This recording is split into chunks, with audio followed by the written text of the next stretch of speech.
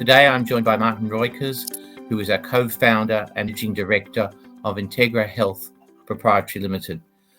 The company was founded in Melbourne but operates across Australia. Welcome, Martin. Hi, Paul. Good to see you.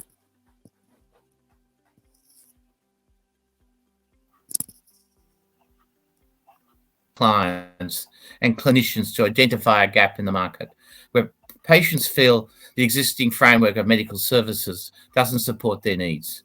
I also know from our discussions that many allied health clinicians feel the existing sector's management does not support their aspiration either.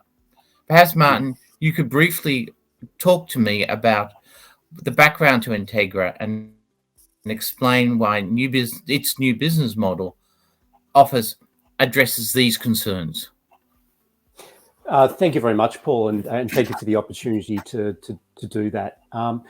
Perhaps where I might start with this really quickly is just a very, quick picture of the Australian healthcare system, which inherently is a good system in its various silos, be it primary healthcare, allied healthcare, pharmacy, and other areas. But inherently, it's a system that historically and still does very much operate in its silos, that being primary care, allied care, etc.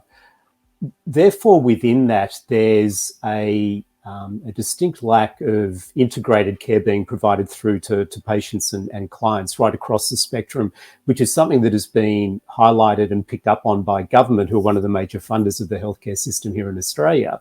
That is a contributing factor to clinical care not being provided in the optimal way. So from the perspective of Integra and the journey that we started out on 5 years ago as relates to this particular project, one of the key areas that we wanted to address and answer was, why would someone want to do this? Why would a business owner want to do this? Why would a clinician want to be part of this?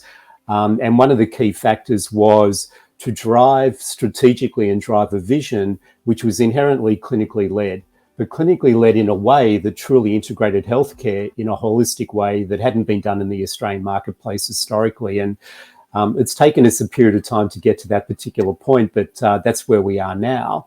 And we feel that we have a unique model which ironically replicates some of the roll-ups and some of the aggregation strategies that are taking place overseas, but previously and to date hasn't been seen here in the Australian marketplace. But inherently what it does do is it also addresses a reasonably significant issue for clients and patients in the allied healthcare space in particular, which is it is inherently a very cottage industry by nature. There's no one significant provider of allied healthcare that controls a significant percentage of the market. The largest, for example, here in Australia currently, which is an ASX listed entity, only provides probably less than 10% or controls less than 10% of the market. So it's an area that is almost demanding and seeking consolidation, but the people and the participants in the market are seeking consolidation via a vehicle and a platform that is viewing it from, how do we provide better clinical outcomes? How do we provide better clinical pathways to all the participants in the healthcare industry that will then benefit funders, it will benefit clinicians, and it will benefit business owners, and therefore drive a really good outcome from an Integra investment perspective as well.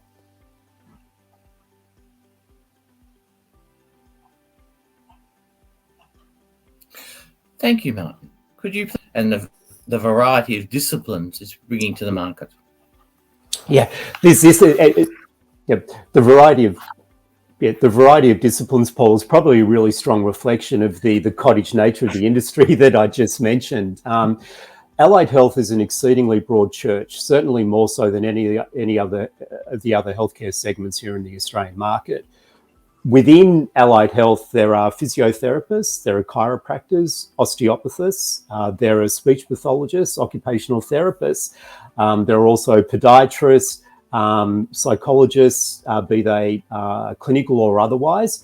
And then there are areas of specialities. So what we're beginning to see increasingly in the marketplace here in Australia is people that specialise in foot and ankle, people that specialise in shoulders, people that specialise in women's health and men's health, and all the various layers that go within that. So to drive that that outcome that we're all seeking, and I mentioned in the first, in answer to the first question, that truly integrated care model, by nature, we needed to embrace within Integra all the various modalities that form allied health. So we've been able to do that, and we've been able to do that because the businesses that we've sought to bring into the Integra business right from the very beginning were identified because they already had started to provide this interdisciplinary, multidisciplinary level of care that embraced a number of the modalities within allied health. So rather than creating it per se or recreating the wheel, what we sought to do with our businesses was actually partner up with businesses who were already on this journey. But because of the low ceiling that a lot of vendors find themselves restricted by within the Australian market, the Integra vision was to actually embrace that vision that they had and then amplify it. Amplify it through not only the models and the services that we can truly integrate and which we've been able to do and which we've been able to bring together, but I think equally as importantly, actually start to take it into markets other than just pure bricks and mortar practices. That's why we've seen us over the journey and over the 5 years that we've been bringing this together, reset our vision to be not only bricks and mortar practices, but also provide services into and allied health services into aged care, into the NDIS, into a school-based environment and into corporate. So that is where we are truly building a unique business that no one else is actually providing the level of services that we're providing to the extent and through the same channels that we're actually doing. The one other piece that I'll actually roll into that, because it's not strictly speaking allied health, but is pharmacy. So what we've been able to do is bring in and incorporate into our overall strategy and part of our business model, a cornerstone business that provides medication and medication management services into aged care. It already has a reasonably significant share of the market and we're continuing to grow that. But what we've been able to do is, again, that philosophy of integration and that philosophy of truly integrated care to address a number of comorbidities that any particular individual might have, rather than just isolating or honing in on one. The pharmacy component enables us to get our foot in the door, per se, with large aged care operators and then roll out a suite of services in a truly coordinated way that no one's been able to do historically in the market. And the larger aged care operators, and because we're seeing consolidation in that area of the market, as you know only too well, thereafter one point of contact that they can go to that provides a quality of service to every single one of their residents and also in-home, because that's becoming an increasingly significant component of the aged care piece here in Australia. Martin, that's really good. Could you explain to us how Integra meets the challenge of client and clinician satisfaction, which we haven't seen in some of the international roll-ups in the allied health and health industries?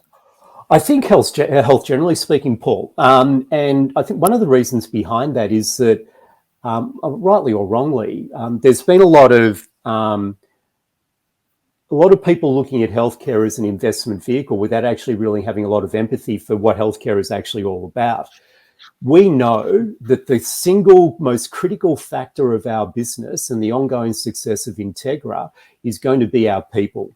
Because we know that if we look after our people and we have a culture within the Integra organization that provides them with diversity, provides them with clinical pathways, provides them with career pathways that they wouldn't otherwise have, as well as being well remunerated, as well as being well mentored and trained, and so that they've got access to continual professional development from leaders in our industry.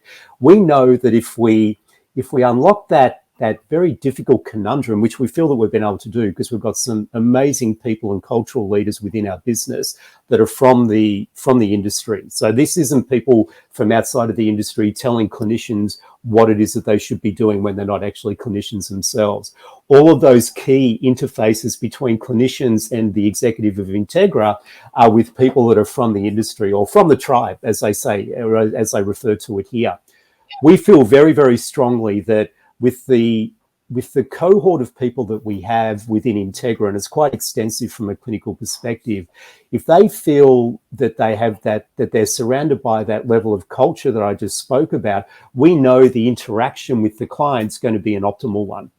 And we feel very, very confident about that because of the results that we've seen around client satisfaction and around customer satisfaction, but most importantly, or more importantly as well, around employee satisfaction. The one thing I'll just touch on really quickly, Paul, around the structure that we've brought into Integra that actually complements that even further. Rather than building a massive Taj Mahal of a head office, which is filled with a whole lot of accountants and things like that, our focus has really been how Integra at an executive level supports our main operational businesses. And we have a skill set and we have a capability at the executive level that can be really complementary to the amplification of the growth that we're seeking to achieve in our cornerstone businesses. But we're not overlaying like a really significant head office cost. It doesn't drive revenue. All it does is drive cost.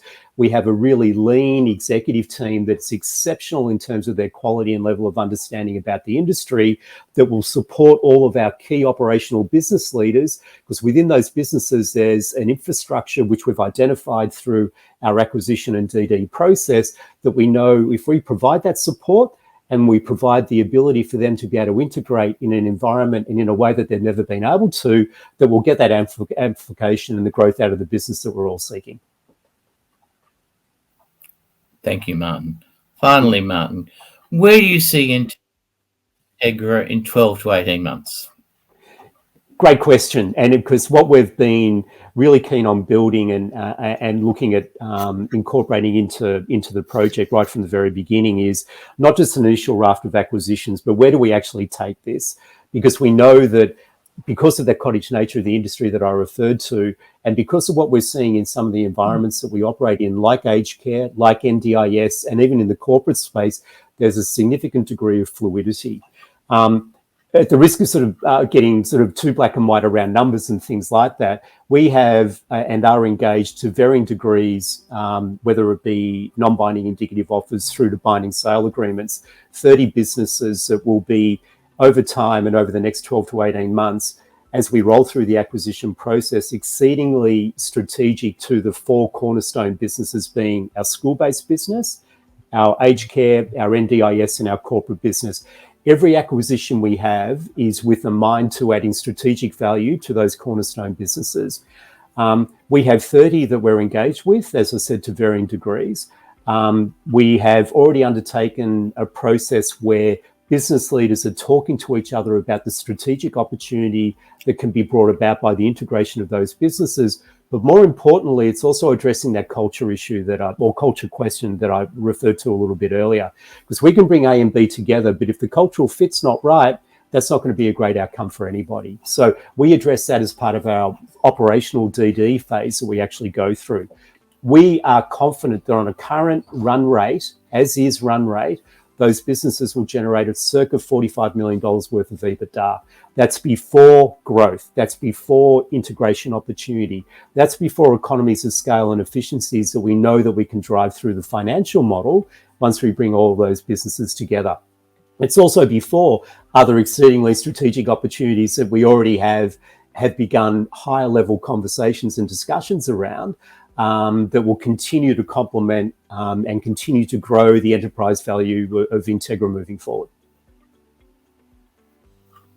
Martin, thank you for the fantastic insight into Integra and how it's creating value. And we thank you for your time. No, thank you very much for the opportunity, Paul.